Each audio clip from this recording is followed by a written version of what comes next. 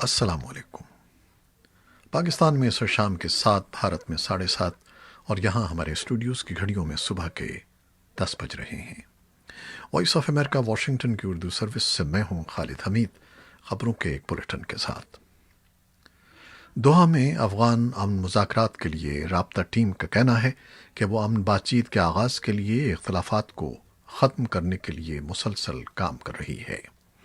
افغانستان کی وزارت امن کی ترجمان ناجیہ انوری کہتی ہیں کہ افغان حکومت کی ٹیم مسائل کے حل کے لیے بھرپور کوششیں کر رہی ہے۔ افغان صحافی اور تجزیہ کار سمی یوسف زئی کا کہنا ہے کہ دونوں ٹیموں کے درمیان بات چیت کے طریقہ کار کے بارے میں اختلافات قائم ہیں۔ ان کے مطابق طالبان کا اصرار ہے کہ ان کی لڑائی کو جہاد کا نام دیا جائے، جبکہ افغان حکومت اس کے لیے تیار نہیں ہے۔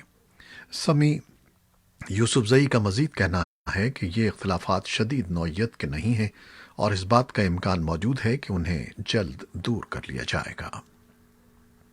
دریں اثنا طالبان کی طرف سے افغان سیکورٹی فورسز پر حملے تیز ہونے کی اطلاعات موصول ہوئی ہیں۔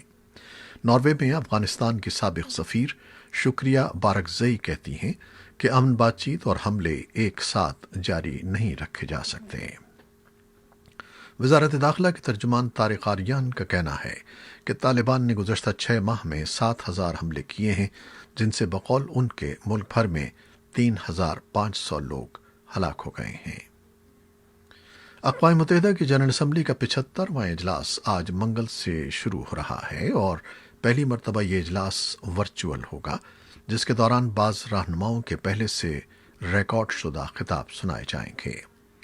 پیر کو اقوام متحدہ کی جنرل اسمبلی کے 75ویں اجلاس کے سلسلے میں تعارفی سیشن ہوا، تاہم منگل سے باضابطہ طور پر مرکزی ایونٹس شروع ہو رہے ہیں، جس کے دوران تمام 193 رکن ملکوں کے نمائندوں کی تقاریر ہوں گی۔ رواں برس ہونے والا اجلاس چونکہ آن لائن ہے، اس لیے اس پلیٹ فارم سے کرونا وائرس کی وبا کے پھیلاؤ اور اس کی روک تھام کے سلسلے میں اقدامات زیر غور آنے کا امکان ہے۔ جنرل اسمبلی کے اجلاس میں مختلف ملکوں نے اپنے سفیر یا نمائندے نہیں بھیجے ہیں، البتہ ان کی جگہ بڑی تعداد میں ملکوں کے سربراہان ورچوئل اجلاس سے خطاب کریں گے۔ منگل کو جن رہنماؤں کے خطاب متوقع ہیں ان میں امریکہ کے صدر ڈونلڈ ٹرمپ، برازیل کے صدر بولسونارو، چین کے صدر شی جن پنگ اور روسی صدر ولادیمیر پوٹن شامل ہیں۔ لبنان کے صدر مشل اون نے کہا ہے کہ اگر فوری طور پر ملک میں حکومت قائم نہ ہوئی تو ملک دوزخ بن جائے گا۔ صدر نے کابینہ میں فرقے کی بنیاد پر کوٹا ختم کرنے کی بھی تجویز دی ہے۔ لبنانی صدر کا یہ بیان ایسے وقت میں سامنے آیا ہے جب گزشتہ ماہ دارالحکومت بیروت میں ہونے والے خوفناک دھماکے کے بعد تاحال حالات معمول پر نہیں آ سکے ہیں۔ دھماکے کے بعد لبنان کے وزیر اعظم حسان دیاب مستعفی ہو گئے تھے، جس کے بعد مصطفیٰ ادیب کو نیا وزیر اعظم نامزد کیا گیا تھا، جو اپنی کابینہ تشکیل دینے کے لیے کوشاں ہیں۔ پیر کو سرکاری ٹی وی پر نشر ہونے والے اپنے خطاب میں لبنانی صدر نے کہا کہ حکومت سازی کے معاملات پر بڑھتے ہوئے اختلافات کے باعث فوری طور پر مسئلے کا کوئی حل نظر نہیں آ رہا۔ لبنان کو سن 1970 کی دہائی کے بعد بدترین معاشی بحران کا سامنا ہے۔ گو کہ فرانس کی کوششوں سے مختلف دھڑوں کے مابین حکومت سازی کے لیے کوششیں جاری ہیں، تاہم تاحال اس میں کامیابی نہیں ہو سکی ہے۔ پیر کو ملک کے نامزد وزیر اعظم نے نئی حکومت کے قیام میں تمام فریقوں سے تعاون اور ملک کو بحران سے نکالنے کے لیے فرانس کی کوششوں کو کامیاب بنانے کی ضرورت پر زور دیا۔ سعودی عرب نے واضح کیا ہے کہ اسرائیل کے ساتھ تعلقات اسی وقت بحال ہو سکتے ہیں جب فلسطین کے ساتھ امن سمجھوتا طے ہوگا، لیکن اطلاعات کے مطابق سعودی ذرائع ابلاغ اور علماء اشارے دے رہے ہیں کہ اسرائیل کے ساتھ صورتحال میں کچھ تبدیلی آ رہی ہے اور یہ تبدیلی بظاہر ملک کے طاقتور ولی عہد شہزادہ محمد بن سلمان کے احکامات کے تحت ہی رونما ہو سکتی ہے۔ پاکستان کے آرمی چیف قمر جاوید باجوہ نے ملک کے سیاسی رہنماؤں سے کہا ہے کہ فوجی سیاسی معاملات میں مداخلت پر یقین نہیں رکھتی، لہذا دفاعی ادارے کو سیاست میں ملوث نہ کیا جائے۔ حکومتی اتحادی اور حزب اختلاف کی جماعتوں کے پارلیمانی سربراہوں اور وفاقی وزراء کے ساتھ گزشتہ ہفتے ہونے والی ایک مشترکہ ملاقات میں آرمی چیف کا کہنا تھا کہ فوج کا ملک کے کسی بھی سیاسی عمل سے براہ راست یا بالواسطہ واسطہ نہیں ہے۔ فوجی قیادت کی جانب سے سیاسی معاملات میں ملوث نہ کرنے کی بات ایسے وقت میں سامنے آئی ہے جب اتوار کو حزب اختلاف کی جماعتوں نے مبینہ طور پر فوج کو سیاسی معاملات سے دور رہنے کو کہا تھا۔ پاکستان کے وزیر خارجہ شاہ محمود قریشی نے کہا ہے کہ اگرچہ اقوام متحدہ نے کئی عالمی معاملات اور مشترکہ چیلنجوں سے نمٹنے میں نمایاں کردار ادا کیا ہے، لیکن ان کے بقول یہ عالمی ادارہ جموں و کشمیر اور فلسطین کے دیرینہ تنازعات کو حل کرنے میں ناکام رہا ہے۔ وزیر خارجہ نے کہا کہ اقوام متحدہ نے جموں و کشمیر کے عوام سے استصواب رائے کے حق کا وعدہ کیا تھا، لیکن وہ اس حق کے آج بھی منتظر ہیں۔ دوسری طرف اقوام متحدہ میں بھارت کے ایک سفارتکار نے پاکستان کے اعلیٰ سفارتکار کے جموں و کشمیر سے متعلق بیان کو بھارت کے اندرونی معاملات میں مداخلت قرار دیتے ہوئے اسے جموں و کشمیر کو بھارت کا حصہ قرار دیا ہے۔ بھارتی پارلیمنٹ میں زرعی بلوں کی منظوری اور حزب اختلاف کی راجیہ سبھا کے 8 ارکان کی معطلی کے معاملے پر حکومت اور حزب اختلاف کے درمیان ٹکراؤ جاری ہے۔ اپوزیشن کی جانب سے مذکورہ بلوں کو کسان مخالف قرار دیا جا رہا ہے۔ اتوار کے روز ایوان بالا راجیہ سبھا میں صوتی ووٹوں سے ان بلوں کی منظوری کے خلاف حزب اختلاف کے ارکان نے ہنگامہ کیا تھا، جس پر کارروائی کرتے ہوئے راجیہ سبھا کے چیئرمین نے 8 اپوزیشن ارکان کو پورے مانسون اجلاس تک کے لیے معطل کر دیا ہے۔ حزب اختلاف نے اسے جمہوریت کے قتل سے تعبیر کیا ہے۔ حکومت کا کہنا ہے کہ ان زرعی بلوں کی منظوری کے بعد زراعت کے شعبے میں انقلابی تبدیلی آئے گی۔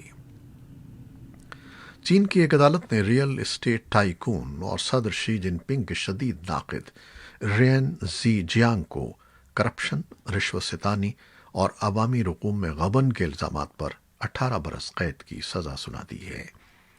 رین زی جیانگ چین کے کمیونسٹ پارٹی کے اندرونی حلقے سے تعلق رکھتے تھے۔ مارچ میں صدر شی جن پنگ کے کورونا وائرس کی روک تھام کے اقدامات پر تنقیدی کالم لکھنے کے بعد وہ منظر عام سے اچانک غائب ہو گئے تھے۔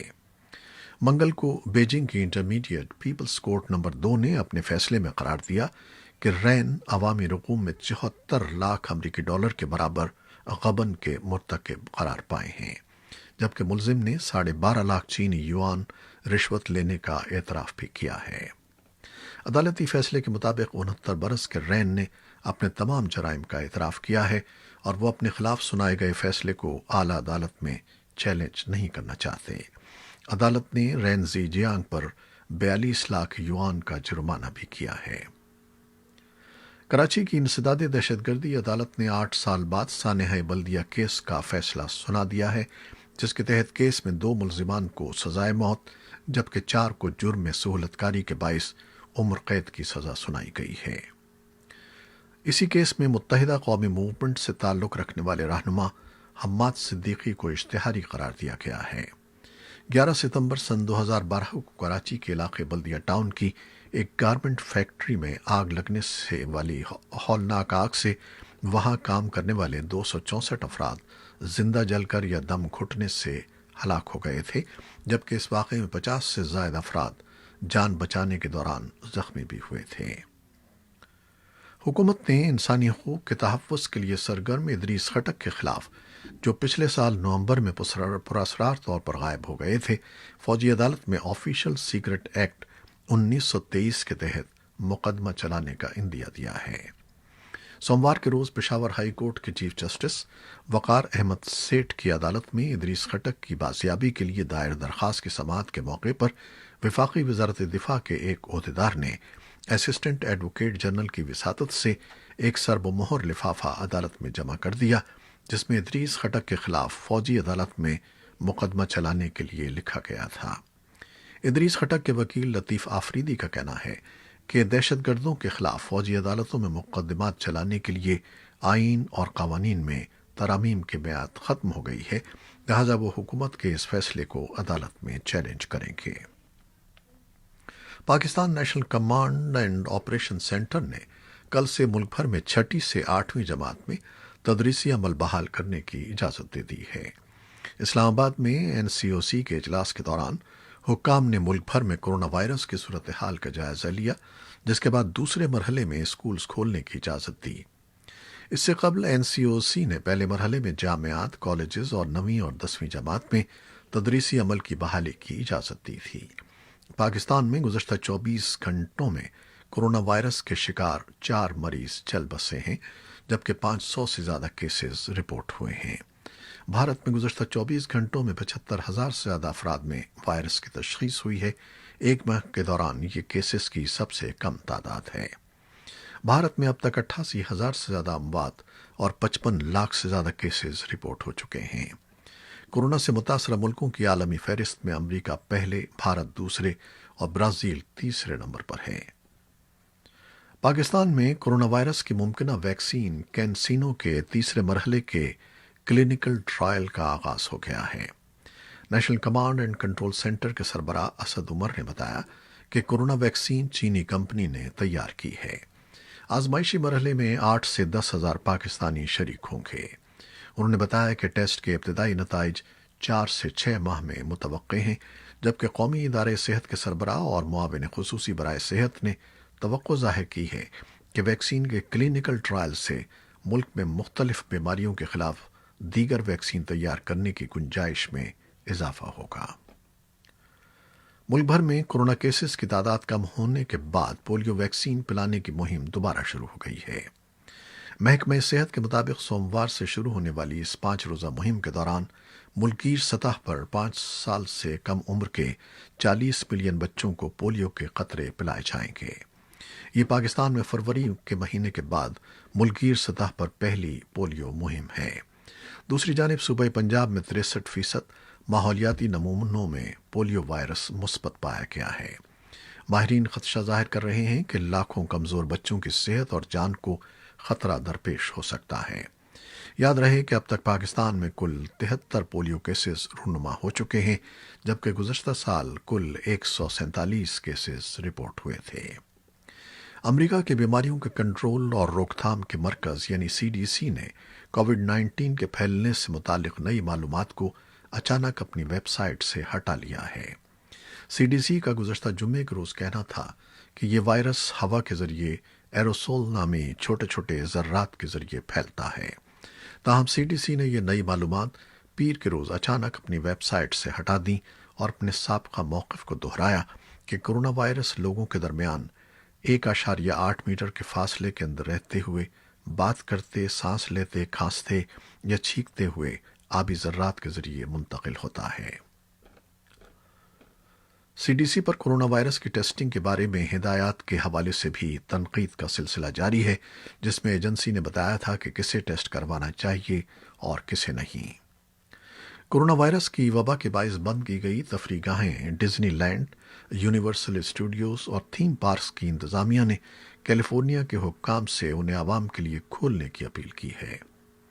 انتظامیہ کا کہنا ہے کہ کئی ماہ کی مسلسل بندش سے ہزاروں ملازمین کا روزگار خطرے میں پڑ گیا ہے۔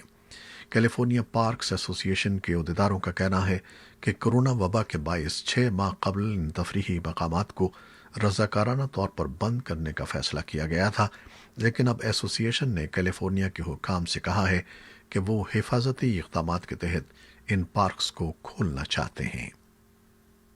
خبر رساں ادارے AFP کے مطابق ایسوسی ایشن کے ایگزیکٹو ڈائریکٹر کا کہنا تھا کہ کیلیفورنیا کے تفریحی پارکس گورنر سے اپیل کرتے ہیں کہ وہ پارکس کے لیے گائیڈ لائنز بنانے میں جلدی کریں تاکہ مقامی آبادی کے لیے یہ اہم تفریح گاہیں دوبارہ کھل سکیں۔ یہ تھی وہ خبریں جو فیس بک لائیو پر ہم نے آپ کے لیے پیش کی۔ ہماری ویب سائٹ اور یوٹیوب پر یہ بلیٹن پوسٹ کر دیا جاتا ہے، جسے آپ بعد میں بھی دیکھ سکتے ہیں۔ خالد حمید کو اب اجازت دیجیے گا۔ اللہ حافظ۔